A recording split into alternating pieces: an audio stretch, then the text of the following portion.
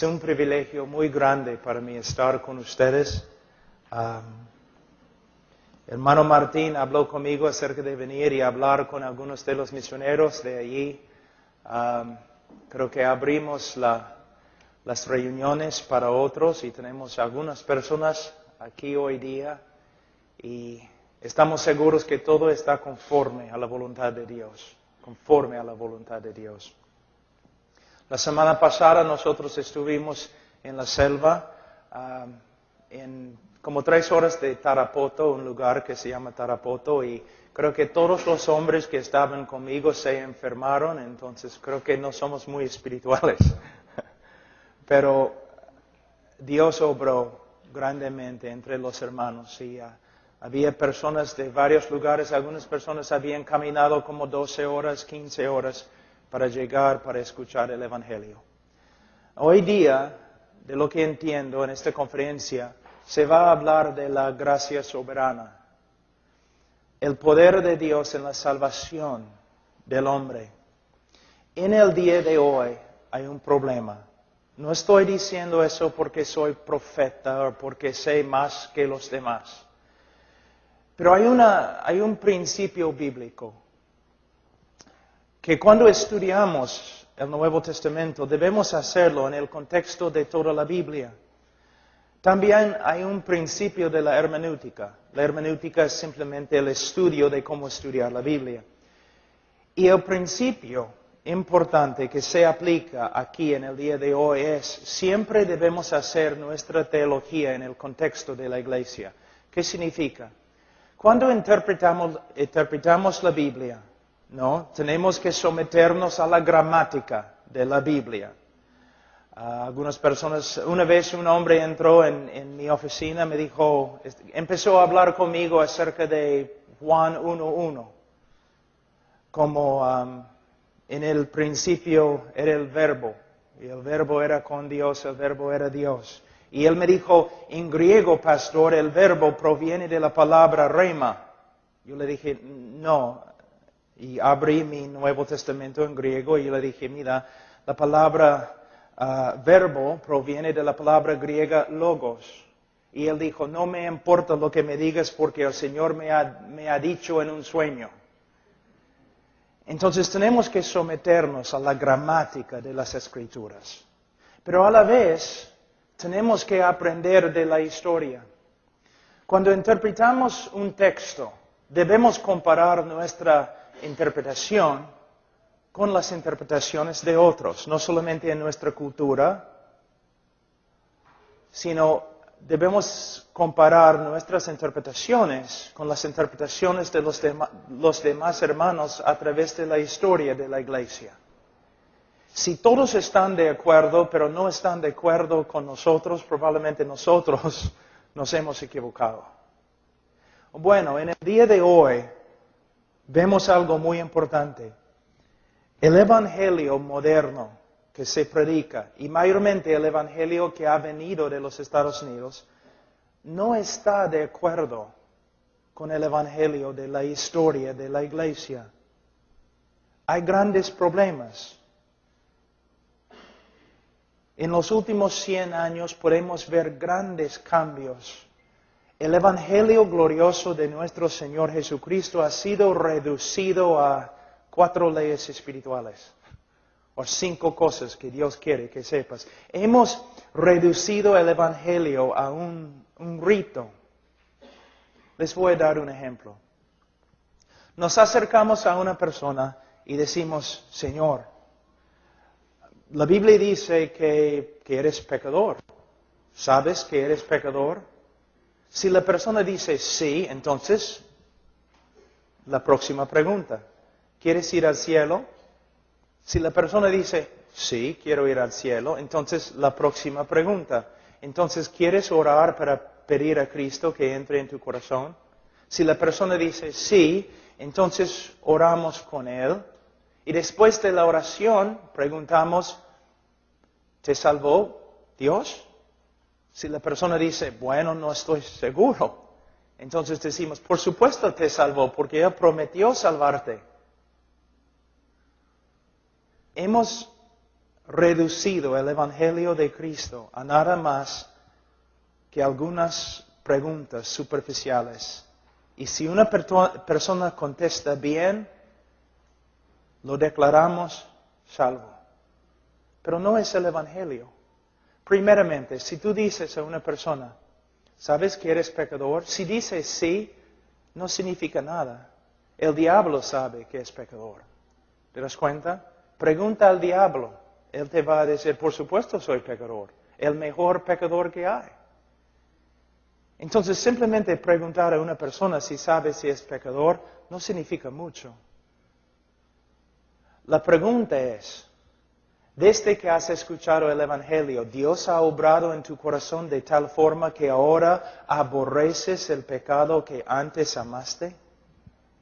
Hay un cambio del corazón, en el corazón. Cuando una persona, para ser salvo, una persona tiene que arrepentirse. El arrepentimiento es más que simplemente reconocer pecado.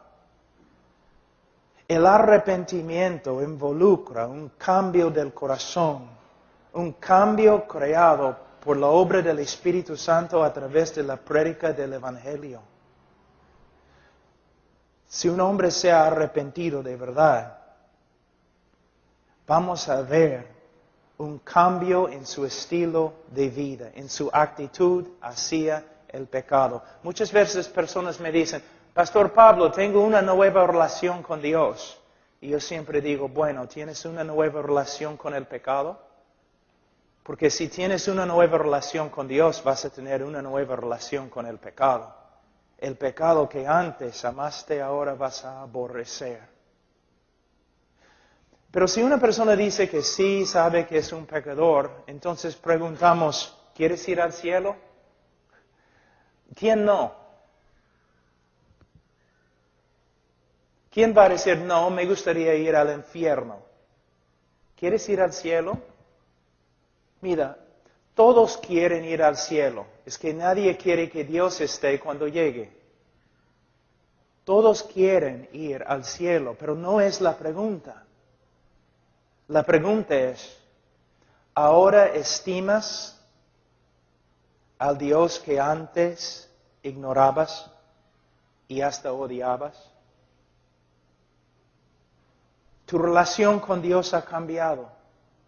Todo el mundo acá quiere ir al cielo. Por esta causa tenemos teoría política, estudiamos la ciencia política, todo lo demás, para tratar de crear un cielo en la tierra. Todos los hombres quieren ir al cielo, pero pocos hombres buscan a Dios. Entonces la pregunta no es, ¿quieres ir al cielo? La pregunta es, ¿Dios ha obrado en tu corazón de tal forma que ahora puedes entender algo de su valor y tienes un nuevo deseo de buscarle? Si una persona dice que es pecador y si una persona dice que sí quiere ir al cielo, mayormente en el evangelismo en el día de hoy preguntamos, ¿quieres orar para que Cristo entre en tu corazón? Bueno, hay un problema ahí, porque no hay ningún texto en la Biblia que sostiene una pregunta así. No hay, no existe. Vamos a Marcos un ratito. Esa es solamente una introducción, no es la prédica, pero quiero que vean el problema.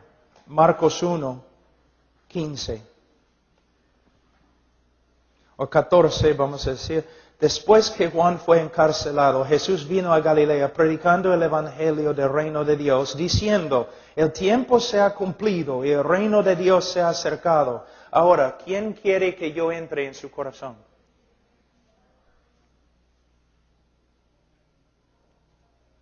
No dice esto. ¿Qué dice? Arrepentíos y creed en el evangelio.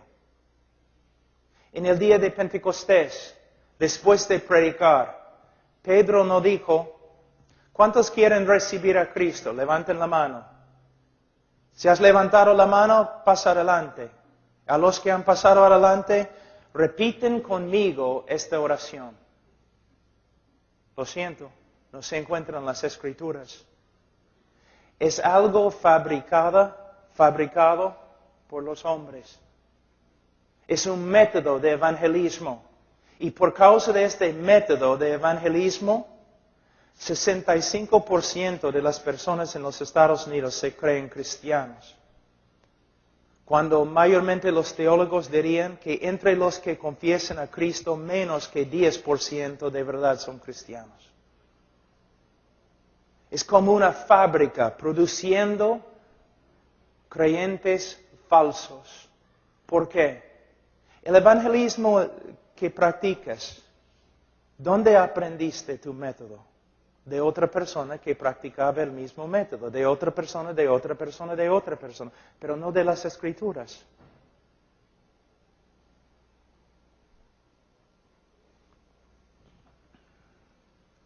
Otro problema muy grande en el evangelismo es el tema principal del evangelio. Pocos entienden lo que es el tema principal. Mayormente decimos a las personas, Cristo murió. Cristo murió. ¿Por qué? Por causa de nuestro pecado. Pero no contesta la pregunta. ¿Por qué tenía que morir por nuestros pecados? ¿Y cómo tenía que morir cuando estaba en la cruz? Mayormente tenemos de nuevo un evangelio muy superficial. Cristo murió por ti. ¿Pero por qué? Por causa del pecado. ¿Pero por qué? Necesitamos entender que el evangelio comienza con el carácter de Dios, los atributos de Dios. Y vamos a Romanos capítulo 3 un ratito, voy a mostrarles algo. Romanos 3.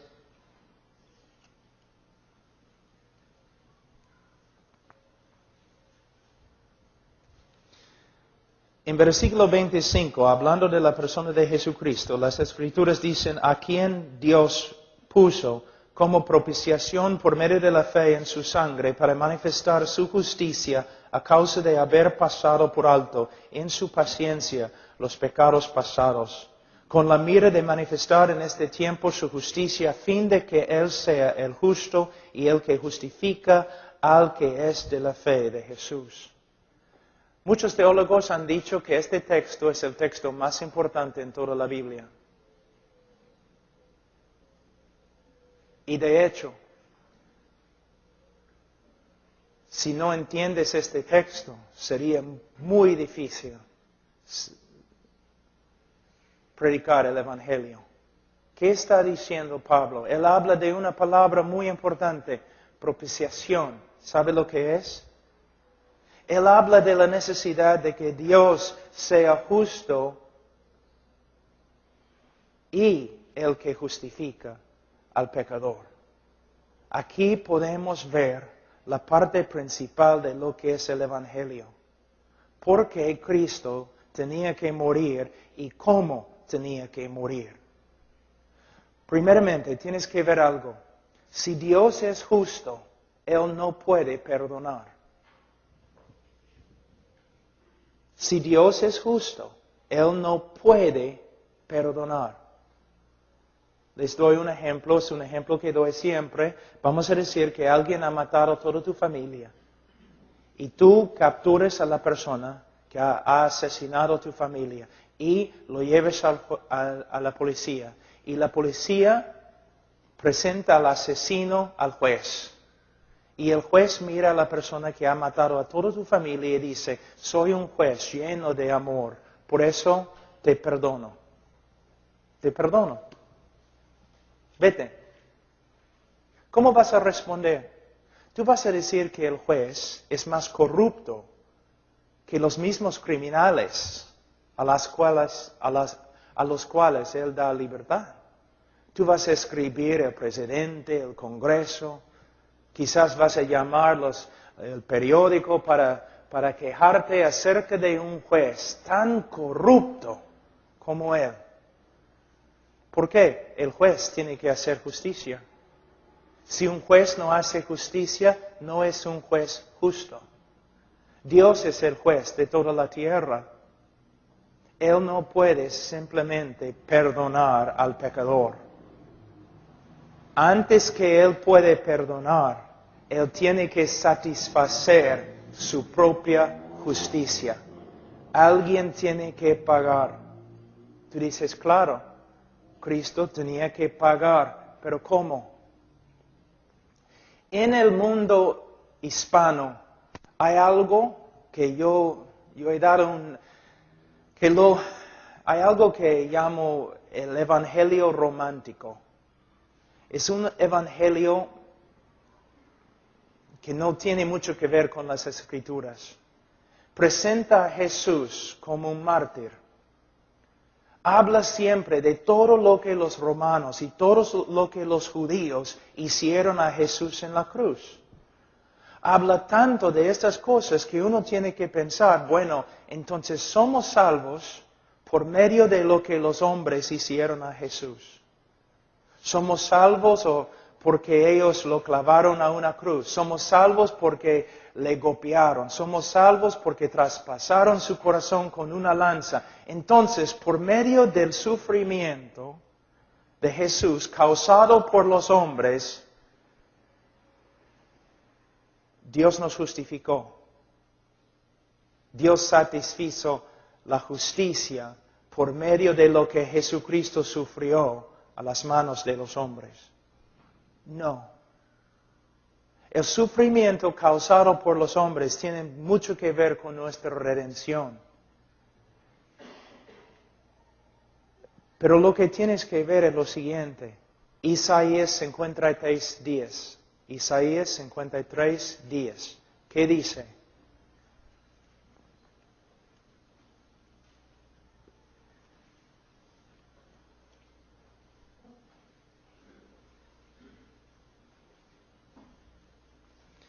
Con todo eso, Jehová quiso quebrantarlo, sujetándole a padecimiento. Cuando Jesucristo estaba en la cruz, Él llevó nuestro pecado. Y toda la ira de Dios, todo el castigo de Dios, todo el aborrecimiento de Dios, justo aborrecimiento de Dios contra la maldad del hombre, cayó sobre su Hijo. Nosotros debemos morir separados de Dios y pasar toda la eternidad separados de Dios. En la cruz, Cristo llevó nuestro pecado fue imputado a Cristo.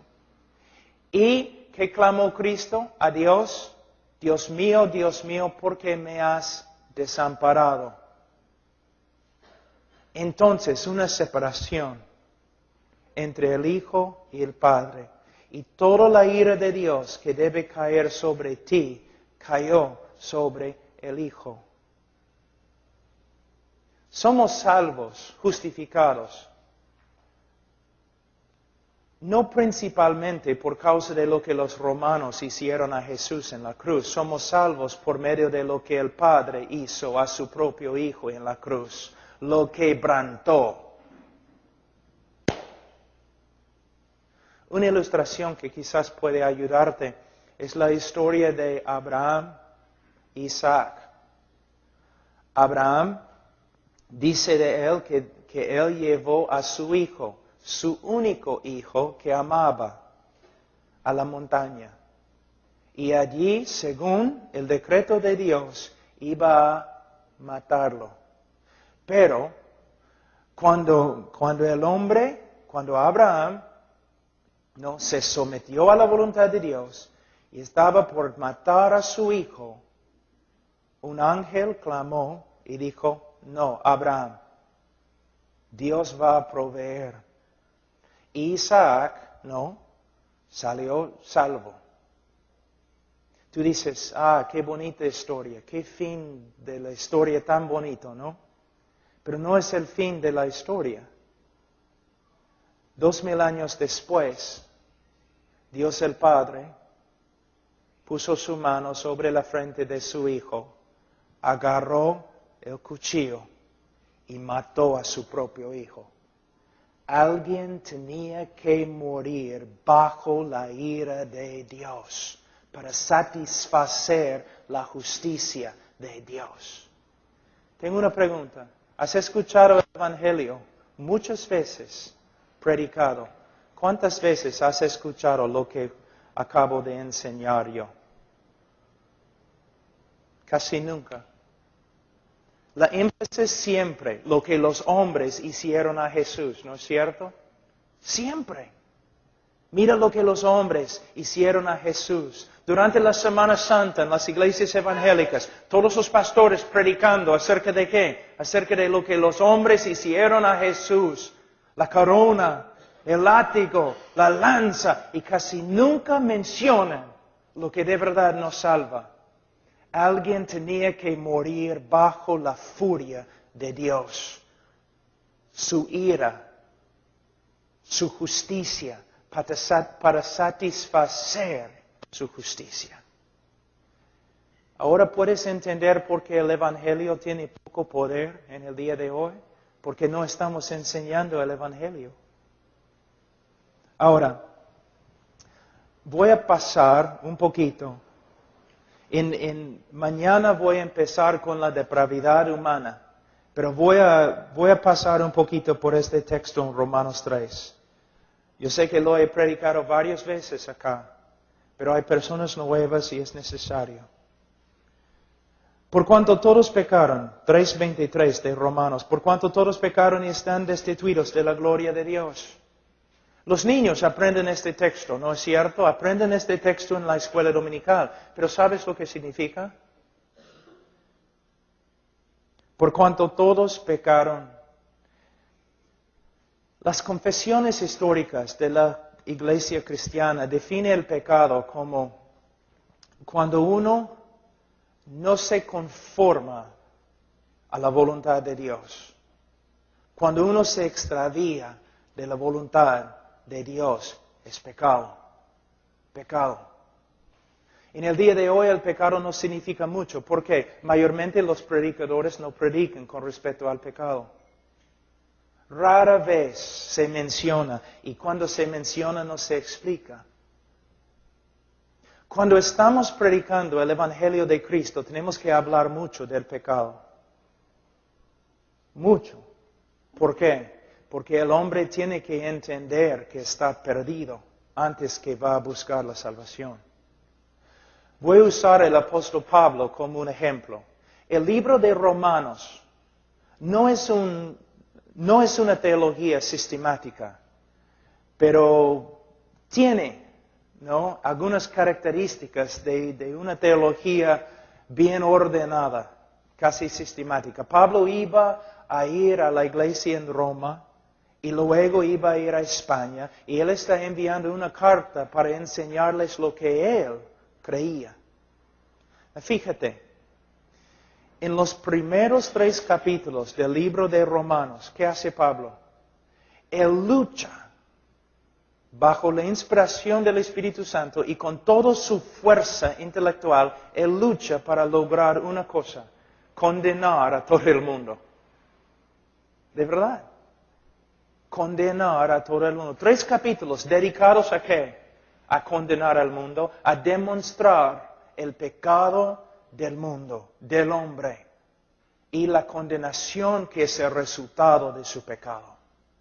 Y termina aquí en capítulo 3, puedes decir aquí, versículo 19, pero sabemos que todo lo que la ley dice, lo dice a los que están bajo la ley, para que toda boca se cierre y todo el mundo quede bajo el juicio de Dios. No podemos tratar el pecado ligeramente, como se hace en el día de hoy. ¿Te das cuenta? La mayoría de las iglesias crecen porque hablan de victoria, milagros, prosperidad, dones, un montón de cosas.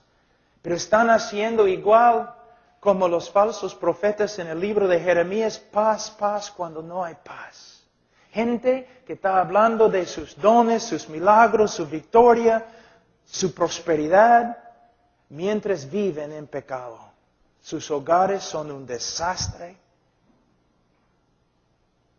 Hablan, caminan, se portan como diablos.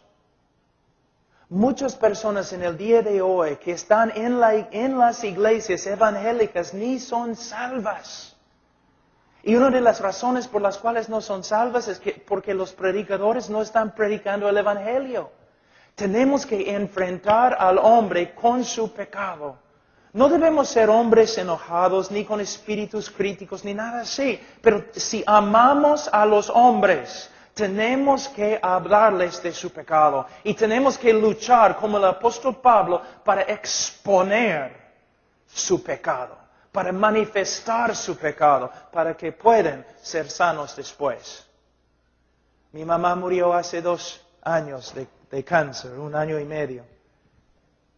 Yo recuerdo cuando fuimos al médico, era un buen médico, y él, yo podía ver cuando entraba en el cuarto, él estaba un poco preocupado y triste, y por fin se acercó a mi mamá y dijo, señora, usted tiene cáncer, y si no operamos ahora mismo, usted va a morir.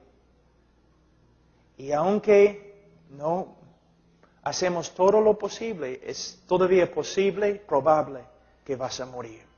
Ahora, fue muy difícil, ¿no? El médico tuvo que hacer algo muy difícil, enfrentar a mi mamá con su problema. Pero si no lo hubiera hecho, habría sido un médico inmoral. Inmoral. Si él dice, no, tengo miedo, no quiero hacerle daño, ella se va a ofender, no puedo decirle que tiene cáncer. Bueno, si no vas a decirle que tiene cáncer, no puedes salvarla. De la misma forma, la vida cristiana en el día de hoy ha llegado a ser nada más que un circo. Las iglesias como un circo. Gritos, cantos, milagros, personas cayendo al suelo, un montón de cosas. ¿Dónde está el Evangelio? ¿Dónde está el Evangelio de Cristo? Pero aún en las iglesias bautistas, hablando de un montón de cosas, métodos de evangelizar, métodos de hacer misiones, un montón de cosas, pero no predicamos el Evangelio. Y el Evangelio que predicamos es una versión muy reducida que no tiene poder. ¿Qué debemos hacer? Debemos seguir el ejemplo del apóstol Pablo. Debemos usar las Escrituras para exponer, para manifestar el pecado de los que nos oyen. Pero también no solamente debemos hablar del pecado, pero debemos hablar de la solución, que es la gracia de Dios. La gracia de Dios. Que la salvación no es por medio de las obras, sino por medio de una obra de Dios, por medio de la gracia. En versículo 23 dice, por cuanto todos pecaron y están destituidos de la gloria de Dios, siendo justificados gratuitamente por su gracia. Gratuitamente. Todo el mundo en el día de hoy habla de la justificación. La religión siempre habla de cómo puede un hombre tener una relación con Dios. El judío dice, por medio de amar la ley, por medio de guardar la ley. El musulmán dice básicamente lo mismo con otro libro. El cristiano es totalmente diferente. Les voy a dar un ejemplo. Nos acercamos a un judío y decimos, Señor, si usted muriera ahora mismo, ¿dónde iría? Bueno, al cielo. ¿Por qué? Porque amo la ley de Jehová y soy buena gente. Yo guardo la ley, pues. Ya. Señor musulmán, si usted muriera ahora mismo, ¿dónde iría? Al cielo. ¿Cómo? ¿Por qué? Bueno, amo el Corán y guardo las leyes del Corán. Doy limosnas, visito a los lugares santos, voy a ir al cielo. Pero llegamos al cristiano. Cristiano, si murieras ahora, ¿dónde irías? Al cielo. ¿Por qué?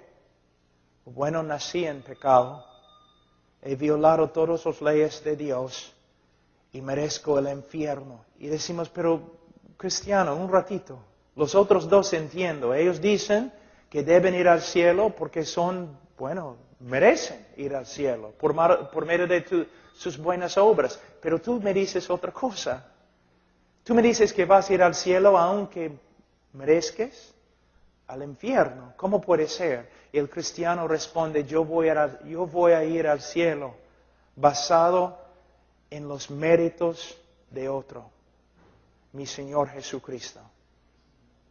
Pero una persona no puede aún empezar a apreciar la gracia a menos que entienda algo de su depravidad.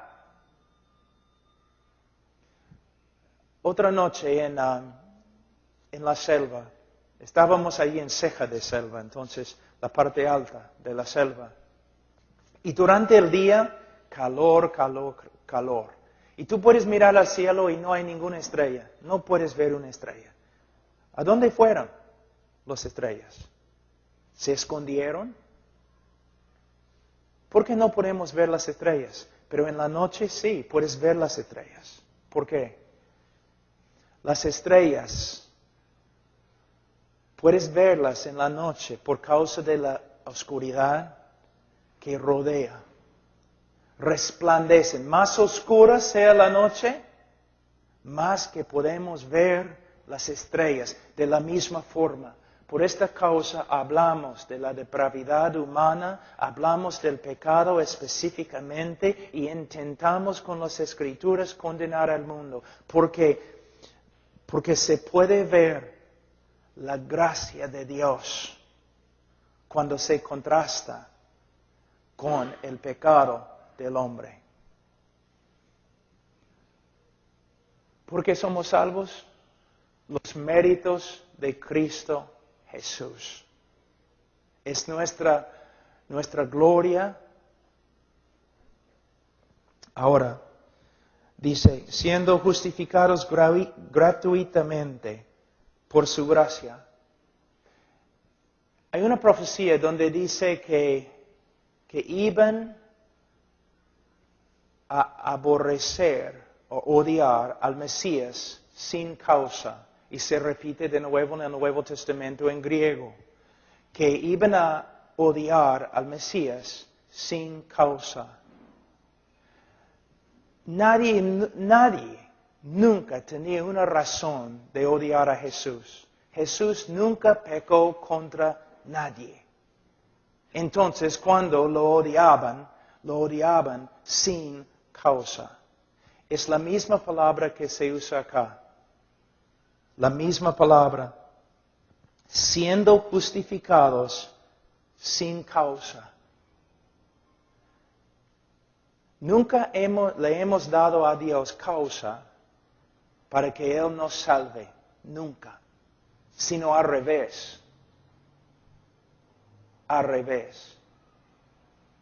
Pero Dios nos salvó, nos justificó sin causa, a pesar de lo que hemos hecho, por medio de los méritos de Jesucristo, quien murió en nuestro lugar. Ahora, dice aquí en versículo 25, a quien Dios puso como propiciación. ¿Sabe lo que es propiciación? Algunos dicen que es la palabra más importante en toda la Escritura. Propiciación. Se refiere a un sacrificio. Pero un sacrificio que satisface la justicia de Dios para que Él pueda perdonar al hombre sin ser injusto. Mira. Una vez yo escuché a un predicador que estaba diciendo lo siguiente. En vez de ser justo contigo, Dios demostró su amor. Suena bien, ¿no? Parece bien. Piensa en lo que él está diciendo. En vez de ser justo contigo, Dios demostró su amor. ¿Puedes ver el problema? Están diciendo que el amor de Dios es injusto. Dios pasó por alto la justicia para amarte. Dios no puede hacer eso. Dios es perfecto.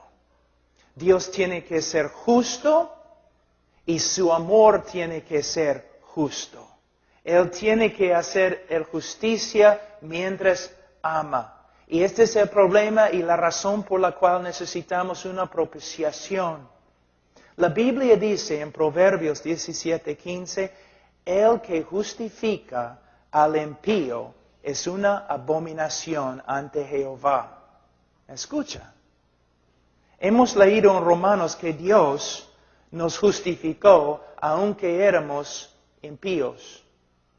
Pero la Biblia dice, el que justifica al impío es una abominación.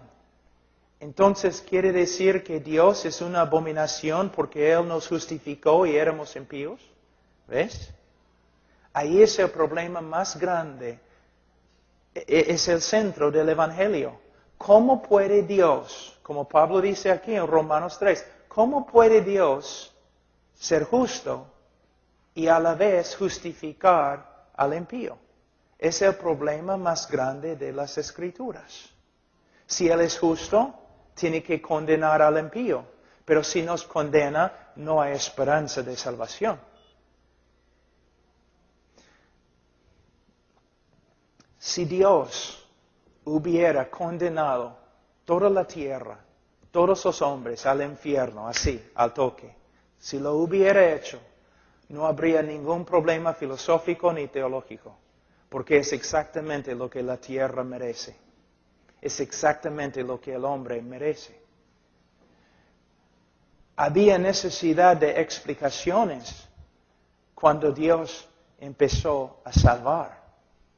¿Cómo puede un Dios justo perdonar a los que deben morir?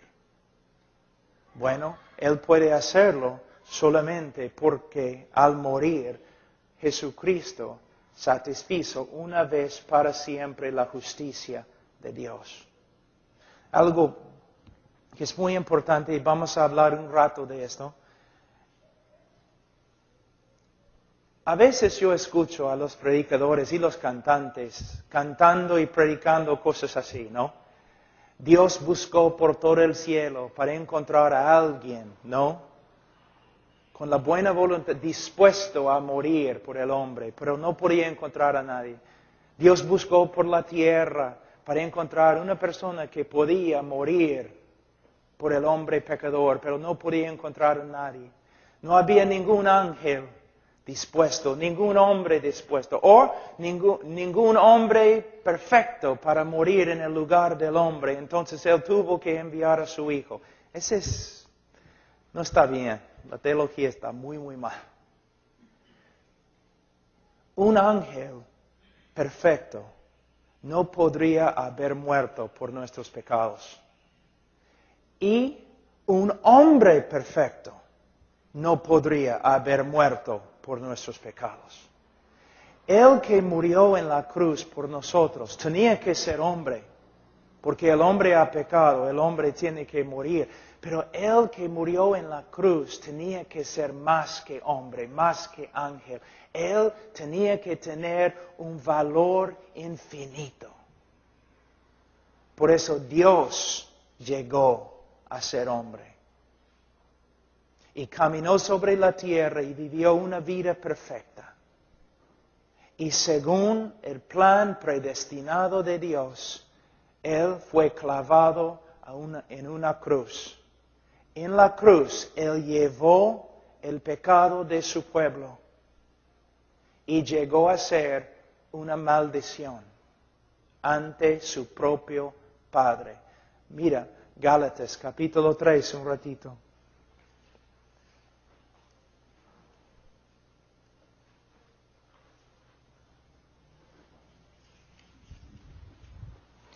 Gálatas 3, 10. Porque todos los que dependen de las obras de la ley están bajo maldición, pues escrito está, maldito todo aquel que no permaneciere en todas las cosas escritas en el libro de la ley para hacerlas. En el día de hoy, en muchas iglesias, Una maldición significa, bueno, uno se enferma o uno no prospera económicamente. No hay ninguna palabra en ningún idioma que puede describir cuán horrible es ser bajo una maldición.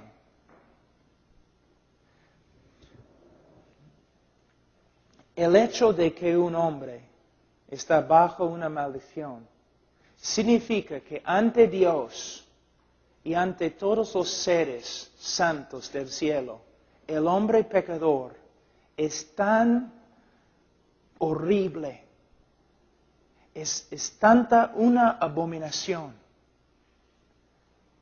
que la última cosa que el hombre pecador va a escuchar cuando él toma su primer paso para entrar en el infierno, la última cosa que él va a escuchar en el cielo es todos los seres del cielo poniéndose de pie y aplaudiendo a Dios porque Dios le ha condenado.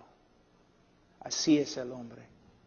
Así tan feo es el hombre. Así tan pecador es el hombre. Él merece la condenación eterna. ¿Te das cuenta? En el día de hoy tú no escuchas esas cosas nomás. No, el hombre tiene un gran valor y si no se salva todo el cielo va a llorar. No es lo que dice la Biblia. La Biblia dice que el hombre es un pecador depravado que merece el infierno. En el día de juicio, aún los hombres condenados van a pararse ante Dios y van a decir, el juez de toda la tierra ha hecho bien.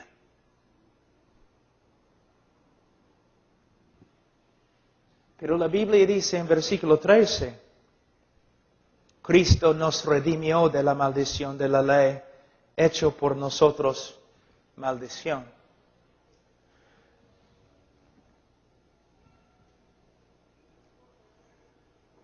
¿Sabe que yo tengo problemas cuando hablo en español? Muy limitado. Pero con respecto a este tema, aún en inglés, me faltan palabras.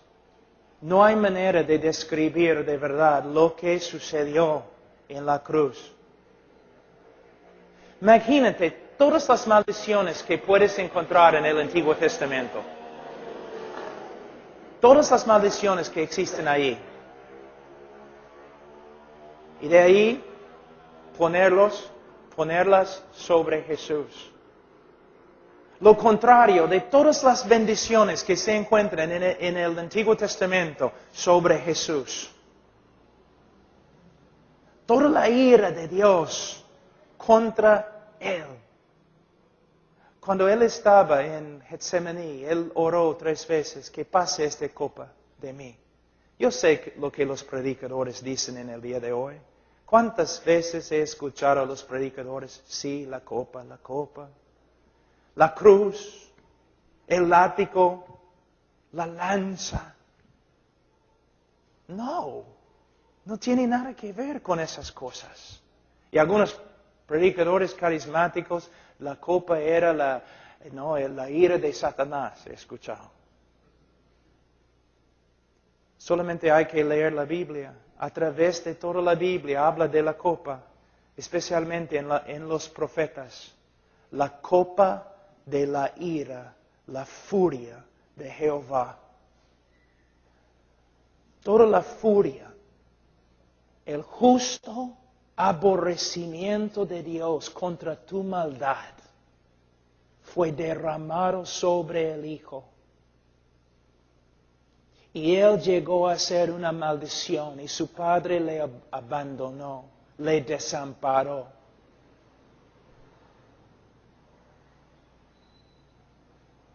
Por eso cuando dijo consumada es, la habréis cancelado, pagado por completo, una vez para siempre. En la cruz, Él satisfizo la justicia de Dios, pagado. Y ahora Dios puede perdonar al impío y a la vez ser justo, porque pagó por sus crímenes con la sangre de su propio Hijo. ¿Cuándo es la última vez que escuchaste estas cosas en una prédica, en una iglesia? Cristo muriendo, aplastado, quebrantado bajo la ira de su Padre por causa de nuestra maldad. Ahora puedes ver que el Evangelio que se predica en el día de hoy, 4 leyes espirituales, 5 cosas que Dios quiere que sepas, prédicas superficiales, ahora puedes ver que no es el Evangelio. Es una reducción que no tiene nada de poder. Ahora, esta es una introducción. Vamos a enseñar esta semana en esta pequeña conferencia algunas cosas. Son cosas que siempre se encuentran en la historia de la iglesia. Vamos a hablar de lo que Dios ha hecho a través de la cruz del Calvario. Vamos a hablar de las verdades de la Reforma. Martín Lutero, Calvino, los puritanos, los bautistas, Jonathan Edwards, Jorge Whitfield, Jorge Mueller, Carlos Spurgeon, todos esos hombres. Si tú vas a la librería, tú vas a leer acerca de todos esos hombres, como Dios los usó grandemente. Pero hay un problema, nadie habla de su teología. Todos hablan de cómo Dios los usó para cambiar al mundo. Pero casi no hay ningún libro acerca de lo que ellos creían. ¿Por qué? Porque lo que ellos creían contradice lo que predicamos en el día de hoy. Todos reconocen, por ejemplo, que Carlos Spurgeon, ¿no? Todos. El más grande predicador que ha vivido en la tierra desde los apóstoles. Pero ¿por qué no predicamos lo que él predicaba? Jonathan Edwards, teólogo quizás más grande desde, quién sabe, ¿no? Por lo menos él, Calvino, Lutero, los grandes, ¿qué creían? ¿Una vez has pensado? Porque no creían como nosotros en el día de hoy. Hudson Taylor, el famoso misionero a China, ¿qué creía? Porque tenía otro evangelio que nosotros en el día de hoy. Jorge Mueller, el grande hombre de la fe, ¿qué creía? Diferente que nosotros en el día de hoy, su evangelio era diferente. Lo que estoy diciendo es que si estamos aquí para enseñar cosas nuevas, no vale, no tiene ningún valor. Si un predicador te dice que tiene una revelación nueva, corre.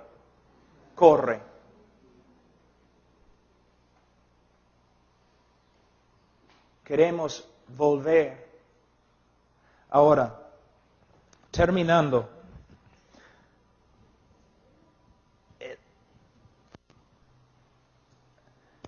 Hermanos, no estamos hablando de tenemos diferencias con respecto a los dones. O tenemos diferencias con respecto a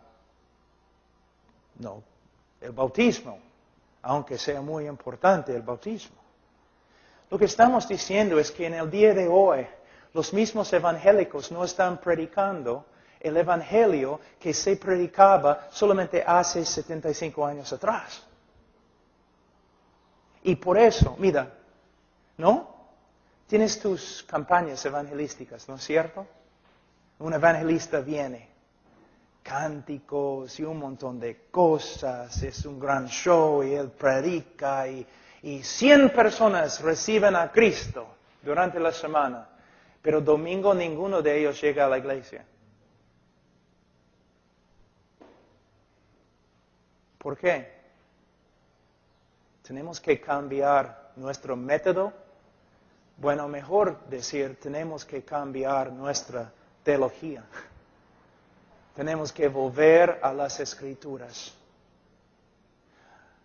Vamos a hablar de la depravidad humana. ¿Por qué?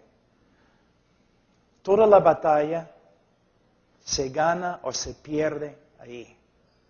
Tenemos que reconocer que el hombre está muerto espiritualmente y que él puede ser salvo solamente por medio de una obra sobrenatural del Espíritu Santo a través de la predicación del Evangelio. En el día de hoy los evangelistas usando sus trucos, ¿no? Manipulando psicológicamente, bajando las luces, música bonita, pasa adelante, tu amigo está contigo, solo va a demorar 5 minutos, toma tu decisión, todo eso es falso. Son métodos usados por niños que no saben lo que es la palabra de Dios, el Evangelio o el poder de Dios. Tenemos que reconocer que el hombre está depravado.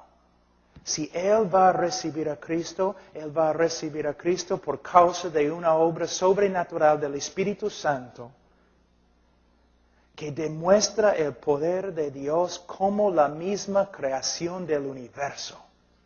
De verdad, se requiere más del poder de Dios para salvar a un hombre que crear un universo. Porque Dios creó al mundo ex nihilo, fuera, sin nada, de la nada. Creó el universo. Pero para tomar un hombre corrupto, depravado y recrear al hombre a la imagen de Jesús, poder.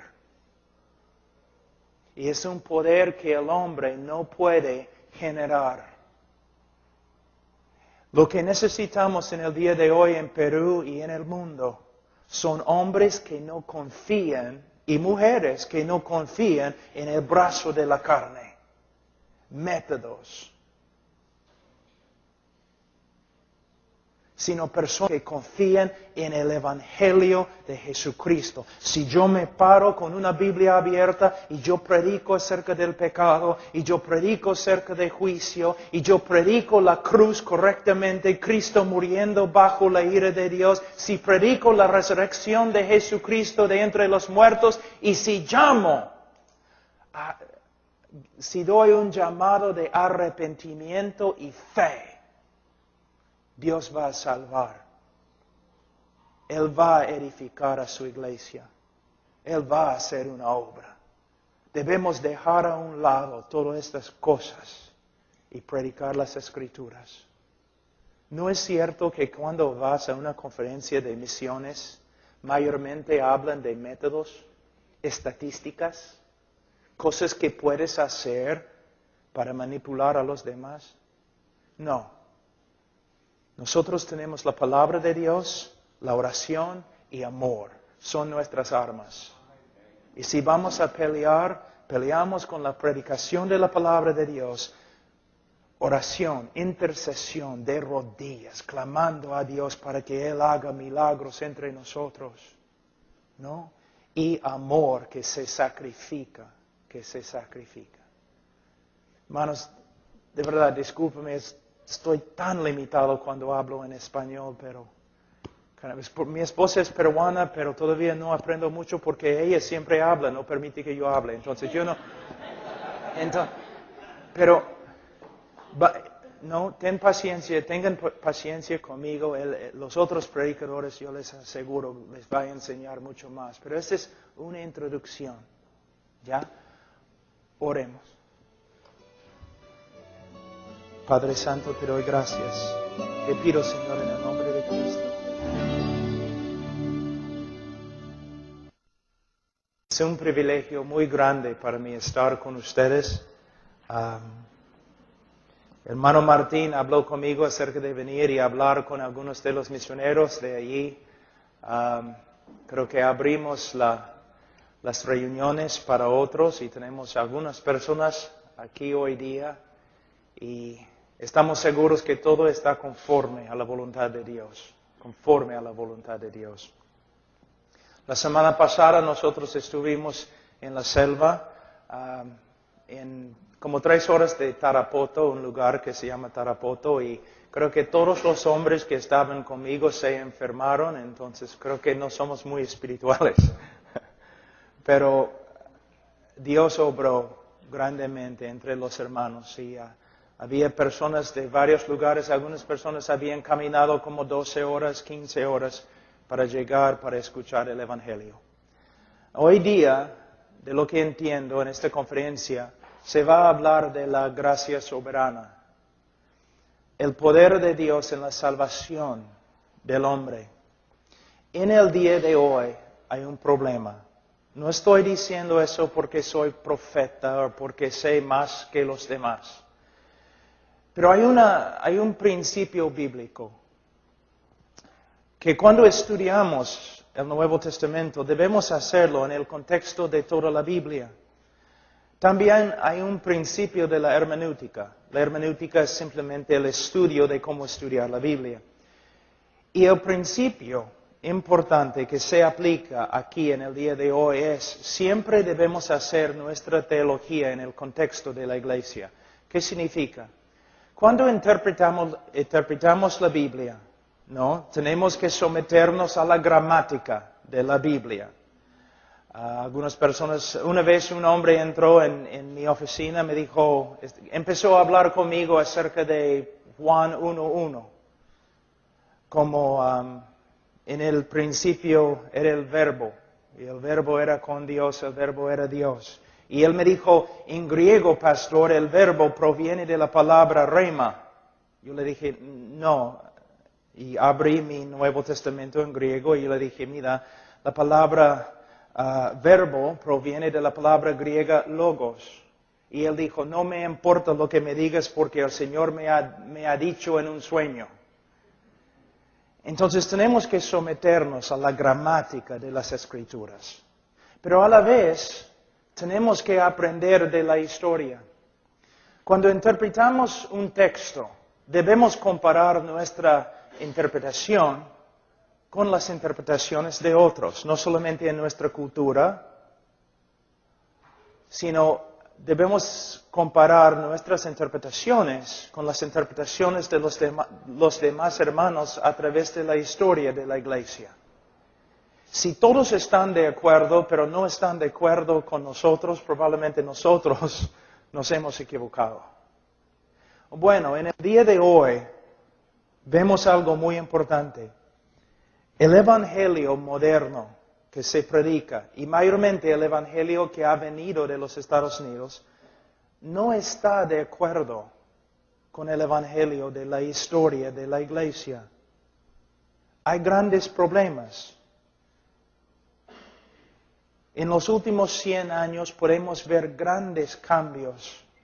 El Evangelio glorioso de nuestro Señor Jesucristo ha sido reducido a 4 leyes espirituales, o 5 cosas que Dios quiere que sepas. Hemos reducido el Evangelio a un rito. Les voy a dar un ejemplo. Nos acercamos a una persona y decimos, Señor, la Biblia dice que eres pecador. ¿Sabes que eres pecador? Si la persona dice sí, entonces, la próxima pregunta, ¿quieres ir al cielo? Si la persona dice sí, quiero ir al cielo, entonces la próxima pregunta, entonces, ¿quieres orar para pedir a Cristo que entre en tu corazón? Si la persona dice sí, entonces oramos con él. Y después de la oración preguntamos, ¿te salvó Dios? Si la persona dice, bueno, no estoy seguro, entonces decimos, por supuesto te salvó, porque Él prometió salvarte. Hemos reducido el Evangelio de Cristo a nada más que algunas preguntas superficiales. Y si una persona contesta bien, lo declaramos salvo. Pero no es el Evangelio. Primeramente, si tú dices a una persona, ¿sabes que eres pecador? Si dices sí, no significa nada. El diablo sabe que es pecador. ¿Te das cuenta? Pregunta al diablo. Él te va a decir, por supuesto soy pecador. El mejor pecador que hay. Entonces, simplemente preguntar a una persona si sabe si es pecador no significa mucho. La pregunta es, Desde que has escuchado el Evangelio, Dios ha obrado en tu corazón de tal forma que ahora aborreces el pecado que antes amaste. Hay un cambio del corazón, en el corazón. Cuando una persona, para ser salvo, una persona tiene que arrepentir.